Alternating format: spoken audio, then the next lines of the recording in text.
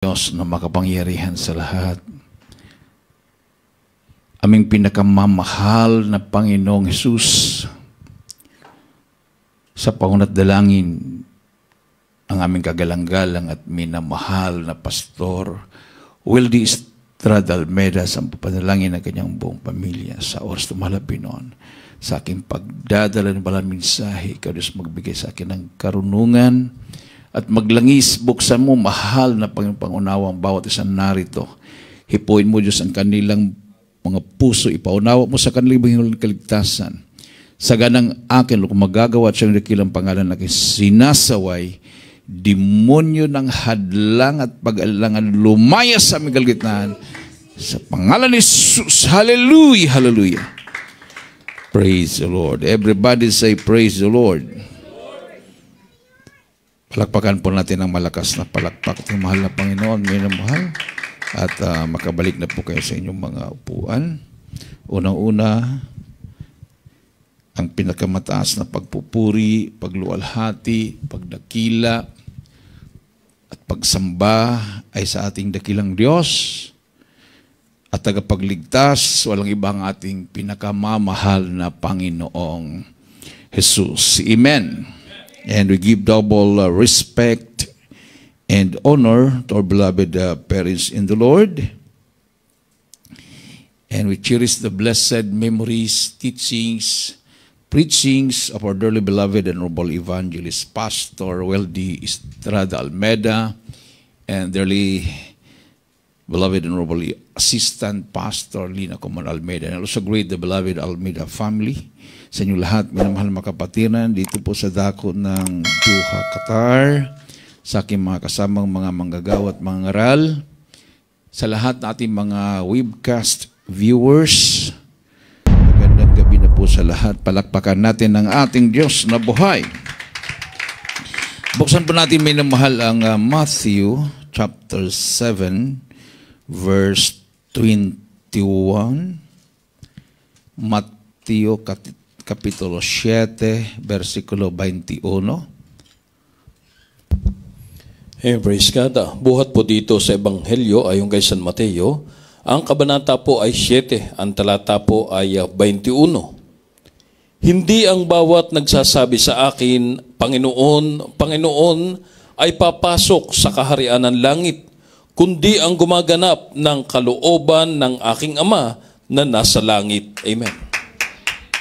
Not everyone who says to me, Lord, Lord, will enter the kingdom of heaven, but the one who does the will of my Father who is in heaven.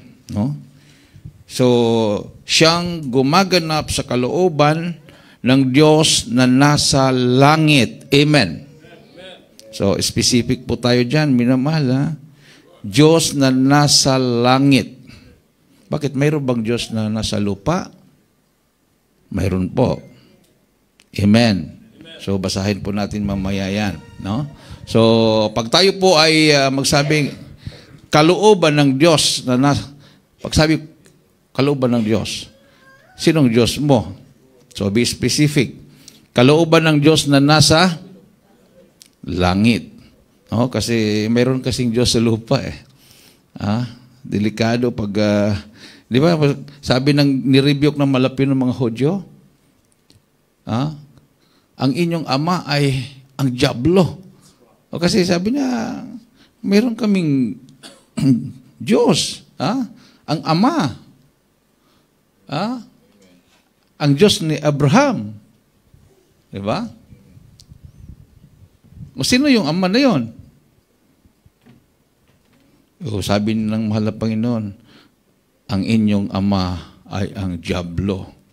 Dahil sila ay sinungaling, mamamatay tao, at gumagawa sila ng mga gawaing hindi gawain ng totoong may Diyos na nasa langit. Palakpakan natin ang ating mahal na Panginoon. No?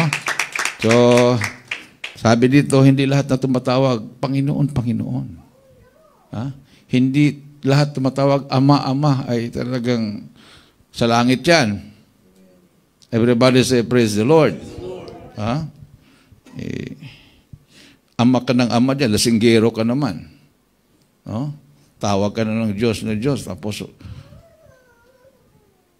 babaero ka. No?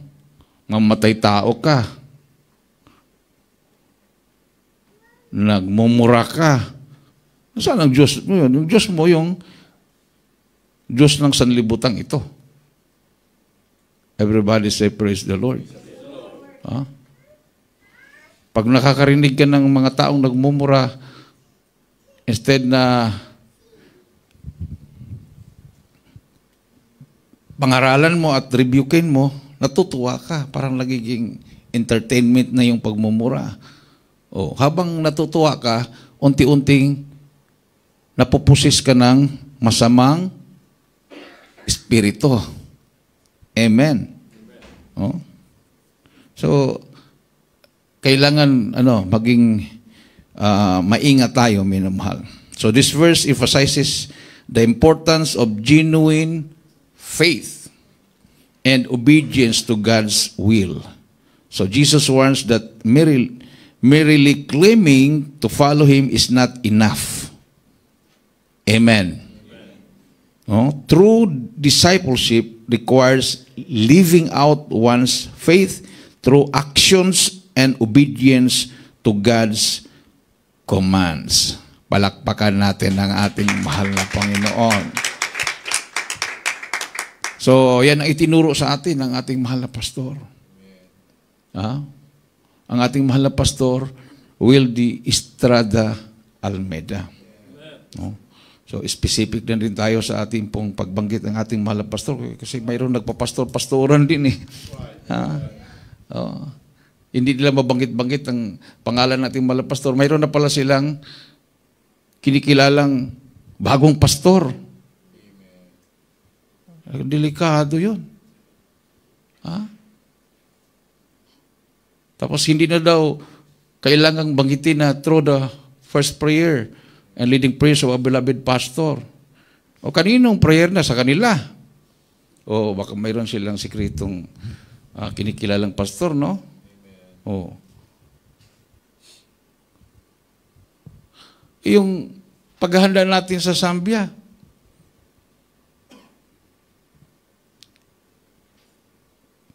nireveal ng mahal na Panginoon na kalooban na malapit yung ating pong mission doon. O ano sabi ng mahal na Panginoon? Ginamit ang ating beloved parents in the Lord. Pero nagtaka ako sa panaginip ko na yon or vision ba yon? Dahil ang kanilang edad ay parang 30 plus. Ang batang-bata ng ating beloved pastor, beloved Mama Der. Natutuwa sila, sabi ng beloved Mama Der, anak, pagpunta nyo sa Zambia, mag-fasting kayo ng absolute 3 days. Anak, ha? Tapos tuwang-tuwa ang pastor. Habang sinasabi ng beloved Mama Der doon, tapos nakagising ako. So, kailangan pala, bago kami pumunta doon, mayroon kaming 3 days absolute fasting. Everybody say, praise the Lord. Sabihin ba ni Satanas yun, mag-fasting ka? Hindi. Tinanggal nga yung fasting sa Bible. Alam ba nyo, tinanggal yun? Tinanggal ba yun, Brad? No, tinanggal yun. Mamaya, magulat ka. Tinanggal yan. No? So, mayroon pong mga key points sa verse na yan. No? Not everyone who says. So, hindi lahat. Hindi naman sinabing lahat, kundi hindi lahat. Amen. Mayroon kasi mga na-deceive. Sabi, hindi lahat. Tapos, ayaw na nilang tatawagin si Kristo na Lord, Lord, dahil hindi daw lahat. Hindi naman sinabing lahat. Sinabi lang hindi lahat. Amen. Ha? So, sabi dito, not everyone who says. Jesus highlights the distinction between mere profession and genuine faith. Yung Lord, Lord ka lang ng Lord, parang hindi genuine faith. Pag bakit po, para ka lang tumawag sa normal na tao, no? Sabi mo, pa, no? Pag sabi mong Lord, yung Lord, ang Panginoon na tinawag mo ay banal, so, bago ka tumawag, kailangan suriin mo sarili mo na karapat-dapat kang tumawag. Amen. Everybody say, praise the Lord. O diba, pagdating natin dito sa bahay-sambahan, bago tayo sumamba sa Malapinon, nandiyan ka, lumuhod ka, nagsisi ka, taas ka ng kamay, Malapinon, patawar mo kung ano po ang naisip ko, nagawa ko, nabanggit ko, anumang mga bagay na nagkasala ko, patawarin, linisin mo aking puso isipan. Tapos, mag-worship ka na sa Kanya. Hindi yung, nalit ka na nga, pagdating mo, hindi ka pa lumuhod, hindi ka pa nagsisi, bigla ka lang sumabay sa, ano bang tawag nun, yung swing. Ganoon ka na kaagad. Puri ka na. No? Sabay ka na sa swing, sabay ka na sa lukso-lukso, sabay ka na sa talon-talon, palakpak. Hindi ka pa nga nakapagsisi. Everybody say, praise the Lord. No? Palakpakan natin ang ating mahal na Panginoon. So, lumuhod ka muna. Lumuhod ka muna. O kahit dumating ka na ng kalagitnaan, ng gawain, basta importante doon, kasi hindi ka naka-join sa congregational prayer ng pag-start, lumuhod ka, magsisi ka. No? Bago ka mag-start ng puri. No? Kung kainan pa yan, na-late ka pagdating, tapos na nag-prayer, mag-prayer ka rin. Pray ka muna bago ka sumubot. Kung may, baka mabulunan. Di ba? Oo. Sabi nga, work out your own salvation with fear and trembling. Amen. So, sabi dito, will enter the kingdom of heaven. O, sabi dito, entrance into God's kingdom requires more than just words. Amen. Ang pagpasok sa langit, it requires more than just words. Hindi po, dahil sinabi mo, Christian ka, langit ka na. More than just words. Kailangan mayroong prueba. Maramdaman mo talaga na talagang naglilingkod ka sa Diyos. Sabi nga ng Bible, if the righteous, ang mga matuwid, ay alanganin pa sa langit, ano na kaya ang mga masasama? Amen. O, di ba? O, sabi naman ng iba, bakit yung pinako sa krus? Sabi ng Malapinon, ngayon din, dadalhin kita sa paraiso. Nakapako ka ba sa krus? Wala lang chance yun eh. Nakapako na talaga yun. Di ba? At hindi na rin siya gagawa ng kabutihan. Segundo na lang natitira sa buhay niya. Yung faith niya, sapat na yon na dadalhin siya sa Malapinon. Sa paraiso. Everybody say, praise the Lord. No? Mayroon kasi yung iba pilosopo. Lingkod ka ba ng Diyos, Brad? Siyempre, sabihin mo, oo. Oo, lingkod ako ng Diyos. Si Moises, lingkod ng Diyos. Oo, lingkod ng Diyos. Tapos ituro ka agad yung bato. Sige nga, bigyan ka ng kahoy. Yung pamalo. Paluin mo nga yung bato. Kung lalabas yung tubig, kasi si Moises, lingkod ng Diyos, pinalo yung bato, lumabas yung tubig. Ngayon, ikaw yun, subukan ka ngayon. Bigyan ka ng pamalo, paluin mo yung bato, huwag lalabas ng tubig. Atras ka yun, matataranta ka na.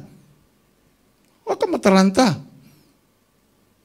Sabi mo, lalabas talaga ng tubig yan, pagpaluin ko yan. O sinungaling ka, hindi ako sinungaling. Lingkod ako ng Diyos eh. Pagpaluin ko, lalabas na ng tubig dyan. Sige nga, paluin mo. Kung lalabas ng tubig, okay, tanungin mo siya, Diyos ka ba? Si Moises, inutusan ng Diyos. Kausapin lang nga yung bato eh, hindi pa paluin. Pinalo niya, lumabas pa rin eh. Dahil Diyos ang nagutos sa ikaw, Diyos ka ba? Kung Diyos ka, at paluin ko yan, at lumabas ng tubig, Diyos ka nga. Eh, nag-utos ka kasi sa akin, hindi ka naman Diyos. Na hindi talaga lalabas ng tubig dyan. Amen. Everybody say, praise the Lord. To God's will. Amen? True followers of Jesus demonstrate their faith through obedience to God's will. Hindi po debate. I-demonstrate mo yung panampalataya mo through obedience, ang pagsunod. Diba? Oh. Pag sabihin na lingkod silang Diyos, sumunod ba sila? Kahit sabihin pang, ayan o, iglesia o. Kahit ano pang sinasabi dyan. Didibati na sila dyan. Ang tanong, sumunod ka ba? Nagbago bang buhay mo? Naramdaman mo bang kapangyarihan ng Diyos? Amen. Palakpakan natin ang ating mahal na Panginoon. Oh. Ang ating mahal na pastor, sumunod siya. Sa kalooban ng Diyos. Naniwala tayo sa Kanya. So, nabiyayaan din tayo. Oh. Kung saan siya pumunta, doon tayo pupunta. Amen? Kasi sumunod tayo. Eh kung gumawa ka ng ibang daan, ay mapahamak ka na dyan. Ha? Sabi nga, follow me. Diba? Sabi ni Apostol Pablo, follow me as I follow Christ. Palakpakan natin ang ating Diyos na buhay minamahal. So, ang versikulong ito, this verse encourages self-reflection and a deeper commitment to living out one's faith in accordance with God's Word. No? Pag mabasa mo yan, baka ako natamaan yan ah. Ha? So, magkaroon tayo ng self-searching. Kailangan, sabi nga, if you have doubts, doubt your doubts. Pag mayroon kang doubts, pagdudahan mo yung pagdududa mo. Do not doubt the Word of God. Perfect talaga yan. No? Ang pagdudahan mo yung pagdududa mo. Totoo kaya to? Tapos, pagdudahan mo yung pagdududa mo. Totoo kaya itong pagdududa ko? Di ba? Oo. Maging critical thinker ka sa pagdududa mo. Ito yung kasulat sa Biblia. Tapos, kinontra mo yon. Tapos, totoo ka itong pagdududa ko. Oo. Ang pagdududa mo, ang pagdududahan mo, huwag yang itinuro sa Bible. No? So, ang ginawa ng iba, tinanggal. Pagtanggal, kulang na. Para bang nagluto ka ng ulam, tinanggal mo yung asin sa ingredients, o anong malasahan mo ngayon? Matabang. No? So, Mateo 17:21, tinanggal to sa Bible nyo, sa Tagalog. Sige nga, basahin nga nyo kung mayroong 21 dyan. Mateo 17:20, talon sa 22 na yan, wala yung 21 yan. Tagalog ha? Tama? Wala. Mateo chapter 17, verse 21, sa Tagalog version, 20, talon 22, wala kang mabasang 21 dyan. Kung mayroon ka mang mabasa, nasa baba. Siniparate o sa gilid. O paano ngayon kung hindi mo alam yun? Nakulangan ka ngayon ng kaalaman. O basahin po natin ano yung tinanggal nila.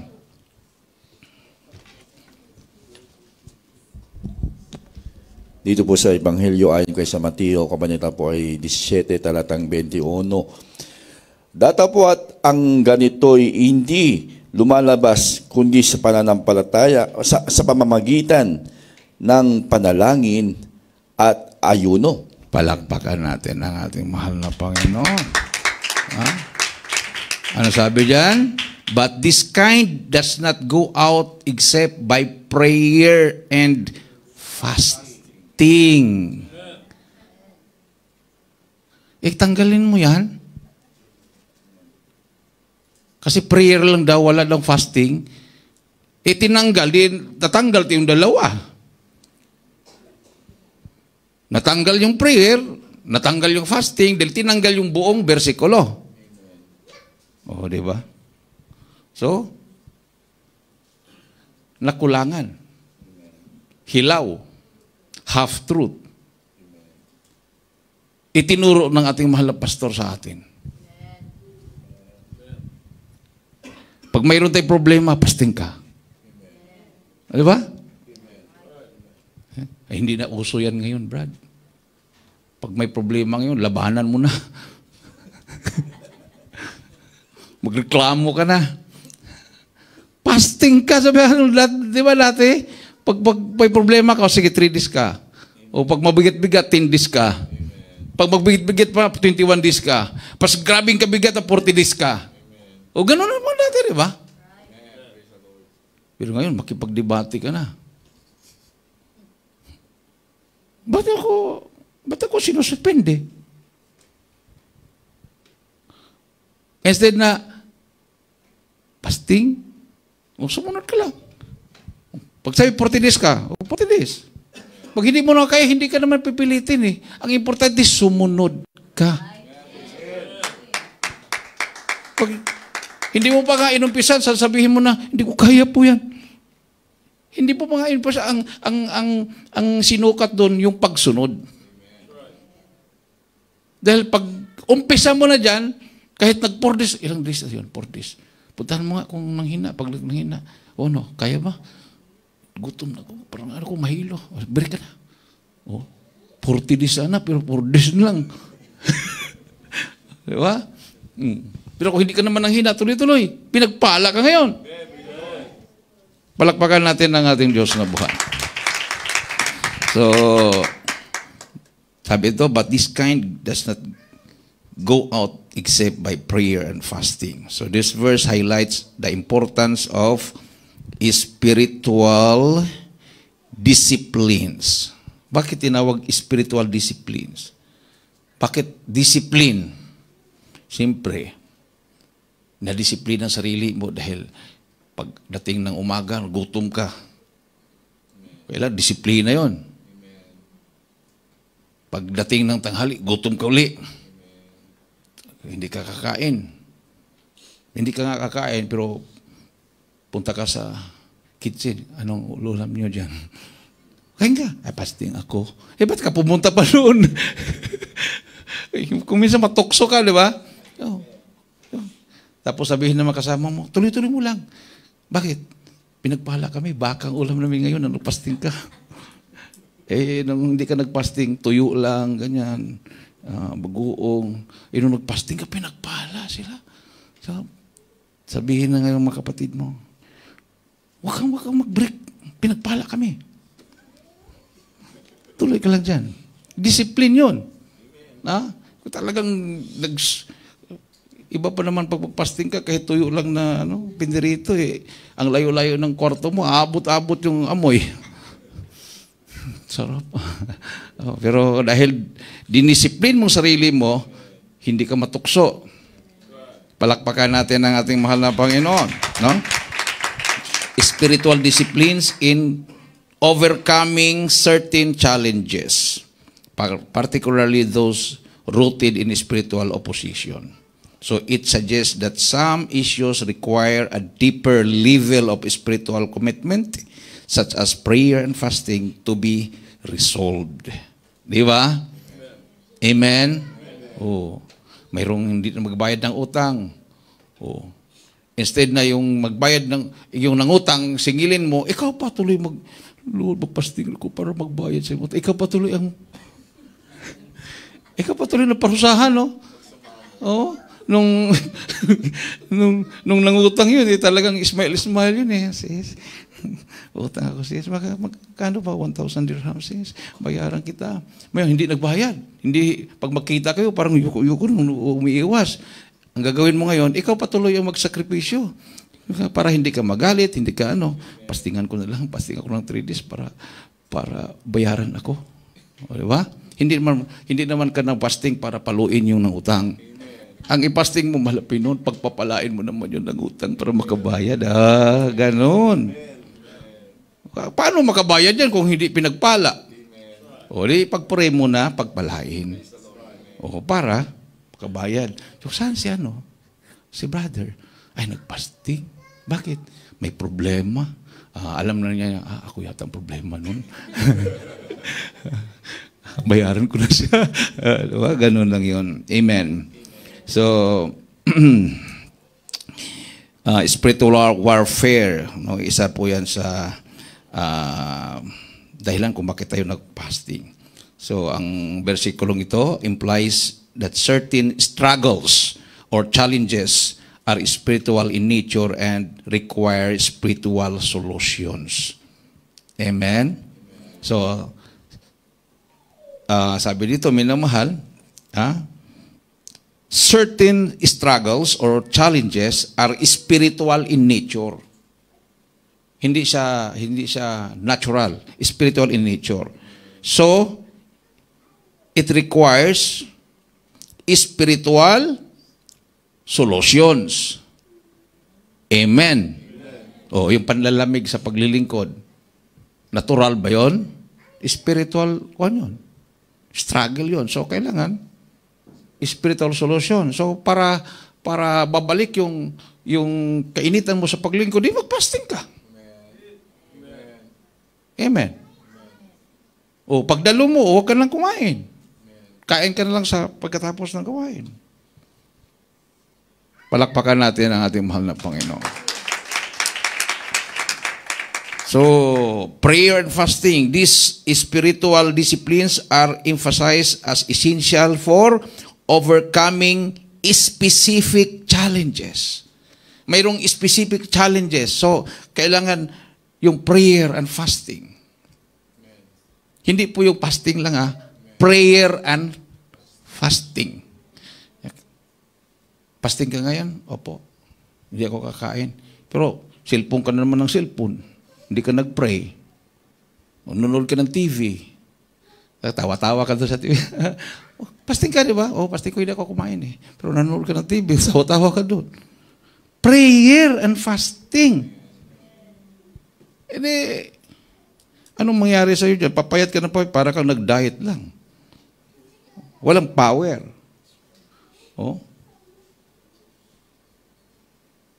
Yung mga prayer and fasting ng mga 1980s, 1990s, very effective kasi wala kasing disturbances, di ba? Ngayon, 40 days ako. Really? Yeah. Hindi ka tumaba. Hindi ka pumayat. Yung pala, nagulat yung katabi, bakit daming mga langgam dito? Yung pala sa loob ng unan, may skyflex. Tapos matulog na lahat. Tatawa kasi baso, mahabang baso, plastic, hindi transparent, lagyan ng Milo or juice. Pahingi ng tubig, init. Pagbuhos ng tubig, init. May juice pala sa loob. Inom siya. Hindi talaga siya magutom kahit 40 days, di ba? Kasi may sugar yung sugar, energy food yan. May So, daya yon. Daya. Pero yung mga fasting noong unang panahon, naglalim yung mata, parang bangkay na. Ilang days na yan, magpupurti na yan. Humihinga pa ba yan? Talagang hindi na makaagapay. So, grabing power. Palakpakan natin ang ating Diyos na buhay. Everybody say, praise the Lord. So, yung fasting namin sa Abu Sayyaf, talaga yun. 7 days without water and food, day and night. 7 days. Palaging, balik tali nga yung mga bulsa nyo, sabi ng mga bulsa, balik tali namin, wala talaga kayong tinago, kahit tablita, kahit kindi, ganon. Wala talaga. So, kasi pwede naman dalawang laway, tapos kindi ka. Wala. Pahingi ka ng, mahingi ka, Brother Dan, mahingi ka ng kahit isang basong tubig para balik yung kalakasan natin. Kasi 7 days yun eh. Hindi pa kami nakaabot ng 7 days. Kahit isang basong tubig lang mo, paghati-hatian. Ay, hindi pwede. Pagalitan kami ni Commander. Kailangan maabot nyo yun. Naka 2 days na kami. Ipinapasting kami ng absolute 2 days na kami. Pinapasting kami ng absolute 3 days. Buhay pa kami. Dinagdagan ng 2 days pa. Oh. July 1 pumasok. Pagka July 7, doon pa kami, kain na kayo, sabi ni Robot. Sabi ni, ako commander dito, kailangan sumunod ka sa akin. Sabi naman ng mahal pastor, hindi ka namin commander. Commander namin ng Panginoon. Hindi kami pwedeng kumain dahil mamamatay kami. Anong gusto nyo? Tubig lang. Ay, hindi pwede. Kasi ang tubig namin galing sa balon, may mga itlog ng lamok, may mga palaka, ganyan. 30 minutes, pwede makaantay kayo, bibili kami ng mineral water. Totoo. After, wala pa nga 30 minutes, karton-karton dumating.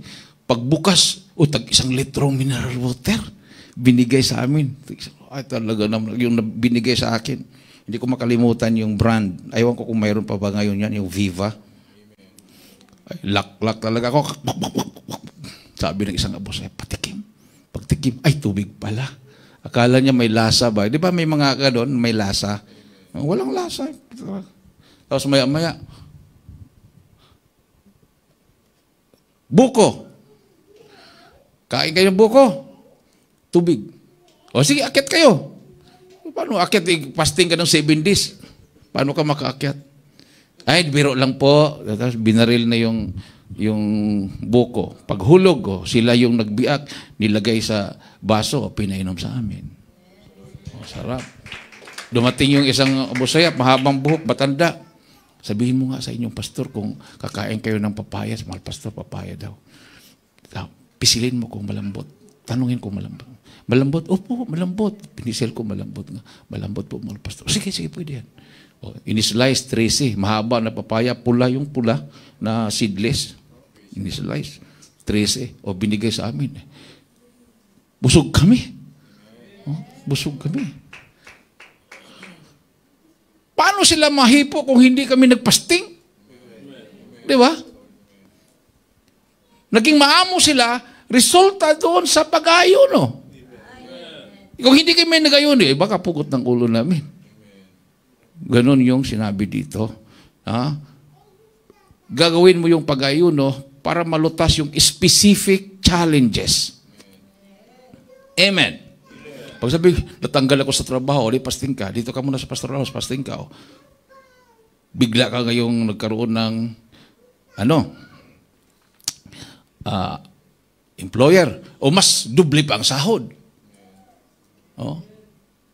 Sabi ng kapatiran sa Hong Kong, Brother Dan, pwede ba mag-file ng kaso sa amo? Bakit? Abusado ko yung amo, Brother Dan. Bakit? Abusado. Kung mamili kami sa sa mall, hindi bibili ng malaking bag. Yung mga maliliit na mga yung mga silupin, kung ano bibili niya, ilagay ko nilang sa aking kamay. Didipa daw siya dito, dami nakabitay dito sa... Kasi hindi daw bibili ng bag na para iisahin na lang.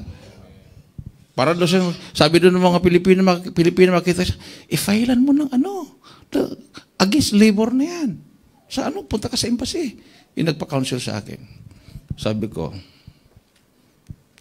nabigyan mo na ba ng yan? Kahit maliit lang na card. Wala pa, Brad. Bumili ka. Tapos, sulatan mo yung, ba yung New Year nyo? Kung Hefatsoy ba yun? Oh. Yung written na, huwag yung ano, yung nakasulat na yun, kung hipatsoy. Kasi naka-printed na yun eh. Hindi naman masyado kuan yun. Effective. O di ba? Parang nanligaw ka ba na kahit pangit yung penmanship mo, basta ikaw ang sumulat. Hindi naman, ang gaganda ng penmanship, I love you, ganyan, tapos printed yun. Tapos pipirmahan mo na lang sa pangalan mo, ganun. Kahit magka-wrong grammar ka, basta ikaw sumulat. Oh, nilagay niya sa lamesa ng amo niya. Pagdating, binasa. Kung hipatsoy, Ma'am, I love you. Come here, sabi niya. Sabi niya. Tinanong, is this yours? Yes, ma'am. Niyakap siya ng amo niya. Bring your family here. Tingnan mo. Bring your family. Bumait. Tapos bigla nalumpo. Bumait yung amo ko, nalumpo naman. Ipatapon na yung kanyang yung ginagamit sa golf. Kasi mayaman eh, may barko sa Japan eh. Millionaire talaga. Puntahan mo naman dito sa condominium, Brad. Pagdating mo, ganda ng condominium. Akyat kami doon. Naka-wheelchair siya. Doon. Alam mo namang mag-share tayo pag kulang tayo ng English eh. Diretso-diretso, di ba? Oh, if you accept Jesus Christ, you can walk. Really? So, magtanong-tanong pa to eh. Ubos na yung English ko eh.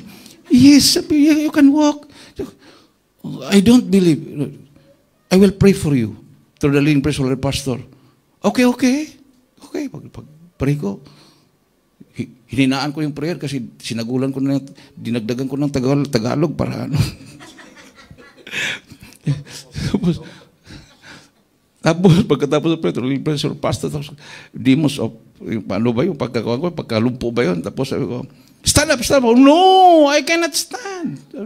I cannot stand. No, stand up in Jesus' name. You can walk. Bigla siyang gumanon. Tinanggal yung wheelchair. Naglakad-lakad doon sa sala. Oh, I can walk. Ako naman nagulat. Sabi ko sa kapatiran, lumpo ba talaga yan? Hindi talaga na makalakad, Brad. Ganun. Alis na kami, tapos na. Padaluhin mo lang kung gusto mo dumalo. Sige, Brad, sige, kausapin ko. No, wait, sabi niya. I will give you money. Nagtinginan na kami sa kasama ko. Sino ba kasama ko nun? Noriel.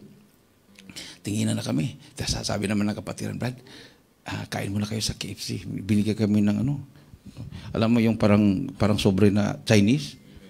Tapos lumabas yung yung millionaire.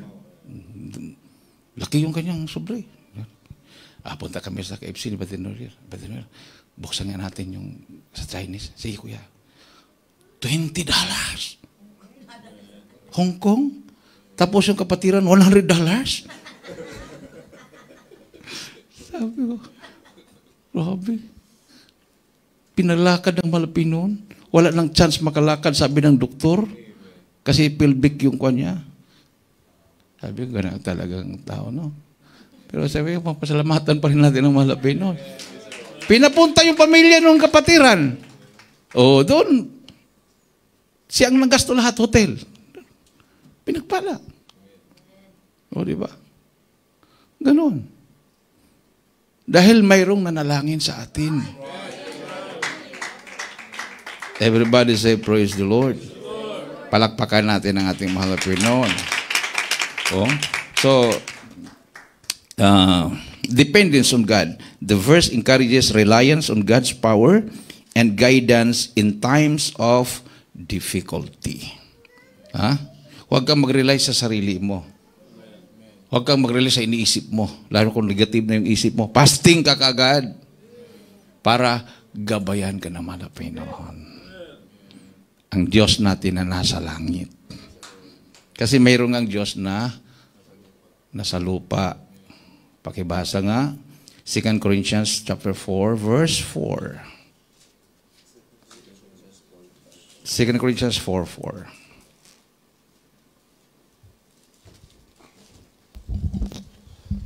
Ang ikalawang sulat ni Pablo sa mga taga-Korinto, ang kabanata po'y 4 at ang talata ay 4. Na binulag ng Diyos ng sanlibutan ito ang mga pag-iisip ng mga hindi nagsisisampalataya upang sa kanila ay huwag sumilang ang kaliwanagan ng ebanghelyo ng kaluwalhatian ni Kristo na siyang larawan ng Diyos. Palakpakan natin ang ating mahal na Panginoon. In their case, the God of this world has blinded the minds of the unbelievers. So mga unbelievers, hindi ka maunawaan talaga dahil blinded sila sa God of this world to keep them from seeing the light of the gospel of the glory of Christ, who is the image of God. So this verse highlights the spiritual reality of spiritual blindness that can affect those who do not believe in Jesus Christ.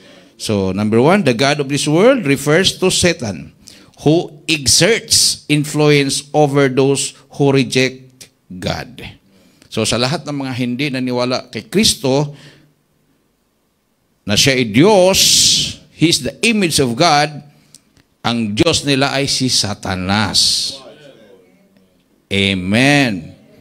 Blinded the minds, spiritual blindness prevents people from understanding and accepting the gospel. The light of the gospel message offers illumination and salvation through Jesus Christ. And the image of God, Jesus is the perfect representation of God's character and nature because He was God, came into the flesh. Amen. 1 Timothy 3:16, huling talata. Unang Timoteo 3:16. Praise God. Buhat po dito sa unang sulat ng Apostol Pablo kay Timoteo. Ang kabanata po ay 3, ang talata po ay 16. At walang pagtatalo, dakila ang hiwaga ng kabanalan.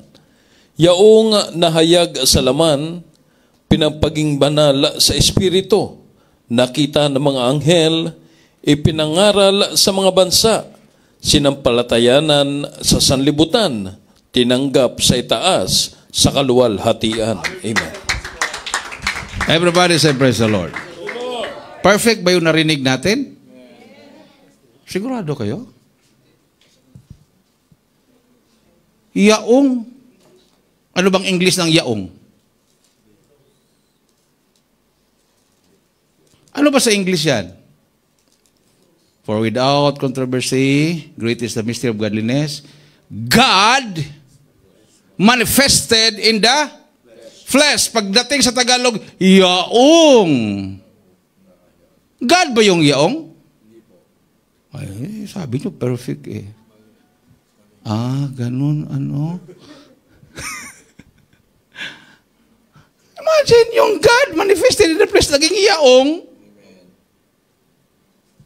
Sino yung yaong na yun? Katulad lang din yun sa sinabi kong sa English, the second man is the Lord from heaven. Tinanggal yung Lord. The second man is from heaven. Tinanggal yung Lord. Sino yung from heaven na yun? O sabi ko nga sa inyo, sa saksi niyo ba, si Michael Archangel daw yun. Anghel daw yun. Yung, sino naman yung yaong? Nahayag sa laman. Sino yung yaong na yun? Sabi naman ng ibang religion, ay, si God the Son yun.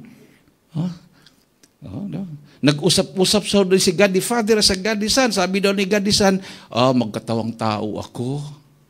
Hindi, dalawa ng Diyos. Hindi, isa lang. Kasi sabi ng Bible, isa lang. Paano yung mayroon kang God the Father, God the Son? Mystery po yan.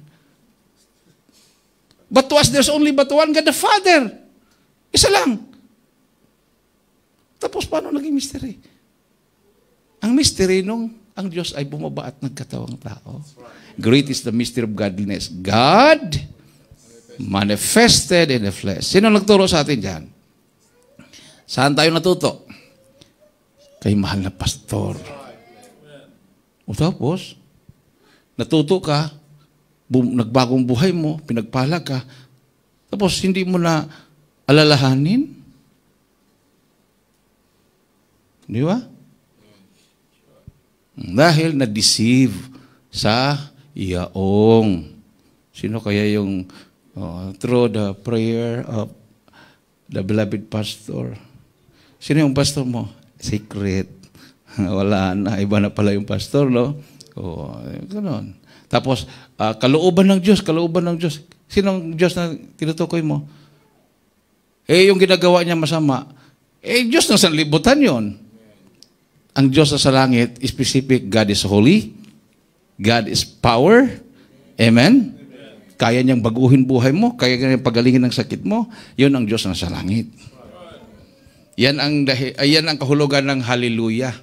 Ang ibig sabihin ng hallelujah, salvation, glory, honor, power unto the Lord our God in heaven. Pagbanggit mo ng hallelujah, kompleto na yon. Hindi po si Satanas ang tinutukoy doon. Di ba, pagbanggit mo ng hallelujah, yung demon possessed, galit, takot. Kasi ang hallelujah, expression po yan na wala nang ibang Diyos kundi ang Diyos na sa langit. Sa kanyang kapurihan, sa kanyang pagsamba, sa kanyang lahat. Everybody say, praise the Lord. Awitan po natin mahal na Panginoon, minamahal. Hallelujah. So, hindi lahat tumatawag. Respeto na lang tayo. Kasi Panginoon din sila eh. Tawag din sila sa Diyos eh. Hindi mo na sinisiran dahil born again din yan sila, Christian din yan sila.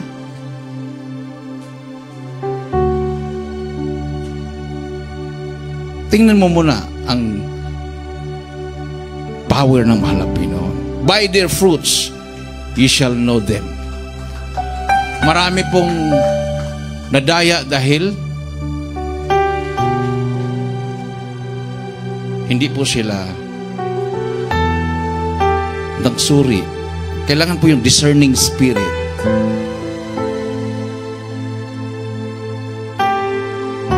Pag ma-review ka, ay doon na lang ko sa kanila. Walang rebuke doon. Ganun yun. There seems a way, seems right unto a man, but the end thereof are the ways of death. Sa tingin mo, matuwid, pero ang dulo, kamatayan.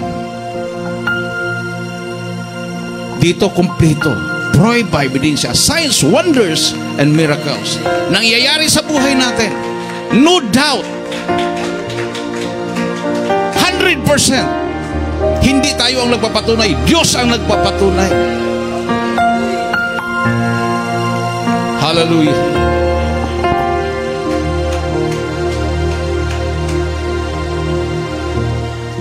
We deserve the glory and the honor.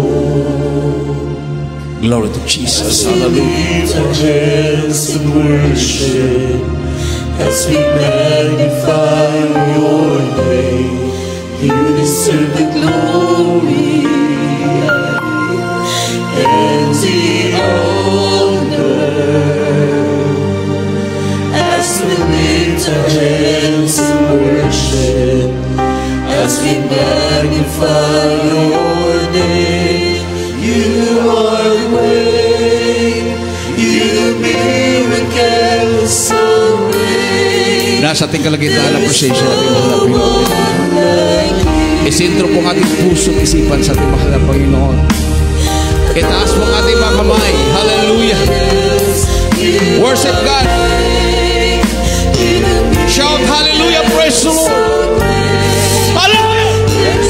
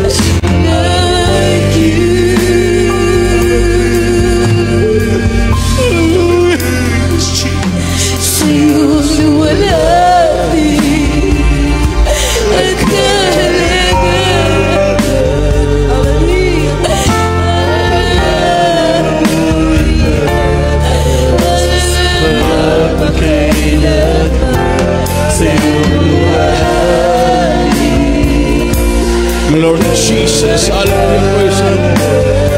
Hallelujah. Hallelujah. Pangalan mo'y magpakailanman nakilala sa iyong mga gawa at ako'y namamaga.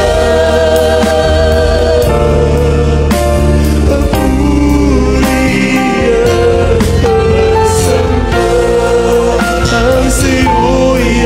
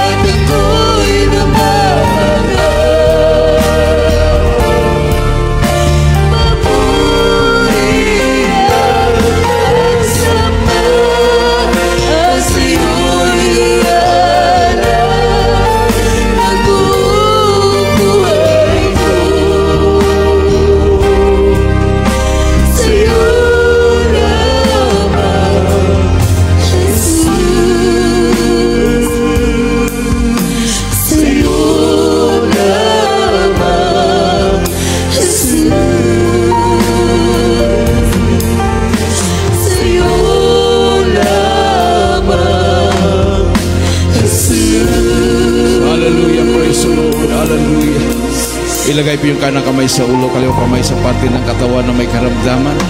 Kung wala po kayong karamdaman, itaas po ang inyong mga kamay. Hallelujah. Ano po yung mga kahilingan? Hallelujah. Ano po yung mga problema, may namahal? At isama din po natin, hallelujah, ang misyon sa dako po ng Zambia, Africa. Salamat sa mahal na Pinoon na approve na po yung aming visa, minamahal. Hallelujah. Salamat din sa mahal na Pinoon, sa lahat na nakikisa. Mayroon po silang mga pledges, na mga pinansyal na pangangailangan doon, minamahal. Ang Diyos ang magpala sa inyong lahat. Hallelujah. Tayo po magkaisang manalangin, dakilaman Diyos na makapangyarihan sa lahat. Hallelujah. Aming pinakamamahal na Panginoong Jesus. Sa pangarap na langin na aming kagalang-galang at minamahal na Pastor Wildis Almeida, 10 panalangin na kanyang buong pamilya. Mahal na Pinoon, humingi po kami ng kapatawaran. Samang kami nagkulang, nagkakamali. Ano mga aming naisip na gawa, nabanggit namin mga labi na hindi kaya-aya sa iyong banarapan, patawarin mo kami, mahal na Pinoon. Gawin mo kaming karapat-dapat sa iyong banarapan. Dalangin po namin, mahal na Pinoon, ang una. Hallelujah, ang tagumpay na misyon sa dako po ng Zambia, Africa. Hallelujah, na kami ay maging pagpapala sa lahat na naroon. Sa aming pong pag-aayuno, mahal na Pinoon, sa paghahanda. Hallelujah. Sa pagpunta sa dako na yan, bigyan mo kami ng malusog at malakas na pangangatawan. Lahat aming mga kapatiran na nakikisa, mahal na Pinoon, lalo na sa pinansyal na pangailangan. Bless them abundant blessings. Financially, materially, physically, and most spiritual blessings, O God. Hallelujah. Ano mga karamdamang taglay, mga problema, mahal na Pinoon. Hallelujah. Hallelujah. Pagalingin mo sa ibalang kaparaanan. Iangat mo ang kanilang mga posisyon sa kanilang mga trabaho. Walang imposible sa iyo. Sa pangalan ni Jesus, aking sinasaway, demonyo ng karamdaman, sakit sa puso, high blood, diabetes, cancer. Hindi mo sa pinggan sickness and discuss out in the name of Jesus. Hallelujah. Hallelujah. Praise the Lord. Hallelujah. Hallelujah. Hallelujah. Hallelujah. In the name of Jesus, in Jesus' name we pray. Amen. Praise the Lord. Palakpakan po natin. Tumayo po tayo. Bilang pasalamat sa ating mahal na Panginoon, itaas po ang ating dalawang kamay at tumalon po tayo ng 3 beses. Sabay-sabay po nating isigaw sa malakas na tinig ang makapangyarihang salita, ang hallelujah, praise the Lord. 3 times. Hallelujah! Hallelujah! Hallelujah! Praise the Lord. Everybody say praise the Lord. Ating pong beloved brother Benji.